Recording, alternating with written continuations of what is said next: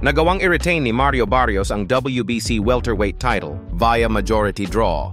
Isang judge ang nagbigay ng 115-113 para kay Barrios. Dalawa naman ang 114-114. Kinarga niya ang 12th round sa lahat ng 3 scorecards kaya nasalba ang sinturon. Sabi ni Pacquiao sa kanyang interview, "I thought I won the fight." Tanggap niyang razor close at matibay si Barrios. Paliwanag din niya kung bakit sariwa pa ang tangke sa edad na 46. Pure hard work and discipline. Palagi raw naka-condition. Humanap siya ng finishing window pero sabi niya, so tough and brave ang kalaban. Hindi reckless. Bawat kombinasyon may kasabay na guard kaya mahirap lusutan. Kahit tabla ang naging resulta, ginawa niya itong mensahe sa old boxers. May disiplina at sipag. Kaya pang lumaban. Bakit mas maganda ang performance niya kaysa 4 years ago? Sabi niya, mas experienced, mas tactical, hindi na careless. Pero aminado siyang kailangan ibalik ang mas agresibong volume. Iyan ang natural niyang DNA na kulang ngayon. Tinanong kung gusto niya pa magpatuloy? 2 beses. I think so, God willing.